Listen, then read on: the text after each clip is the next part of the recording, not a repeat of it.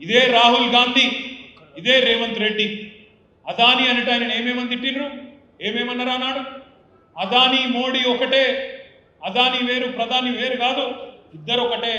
అదాని దోసుకొని సొమ్ము 609వ స్థానం నుంచి 2వ స్థానానికి ఎదిగిండు, మొత్తం ప్రపంచంలో 2వ కుబేరుడు అయ్యిండు.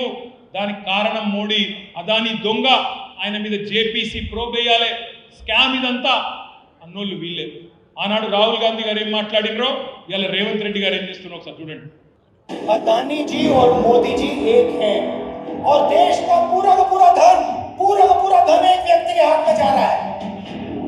Airport, ports, defence, infrastructure, storage, agriculture storage, सेब, हिमाचल प्रदेश में सेब, कश्मीर में सेब, पूरा का पूरा धन एक व्यक्ति के हाथ में जा रहा है।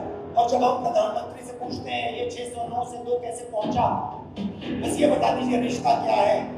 हमारी पूरी की पूरी स्पीच एक्सपंज हो जाती है, खारगे जी की पूरी स्पीच एक्सपंज हो जाती है। अदानी जी के बारे में हिंदुस्तान के पार्लियामेंट हाउस में सवाल नहीं पूछा जा सकता। हम पूछेंगे, एक बार नहीं हजारों बार पूछेंगे, रुकेंगे नहीं जब तक सच्चाई नहीं निकलेगी। अदानी जी की सच्चाई नहीं निकलेगी तब तक हम नहीं रुकेंगे।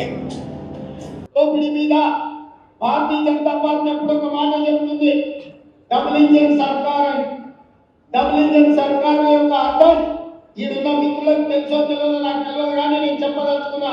డబుల్ ఇంజిన్ का मतलब अदानी प्रधानी, एक इंजन अदानी दूसरे इंजन प्रधानी, एक इंजन अदानी दूसरे इंजन प्रधानी तीसरे इंजन రేవంత్ రెడ్డి. ఇక్కడనేమో వీళ్ళ నాయకుడేమో పొల్లు తిరుగుతాడు అదాని.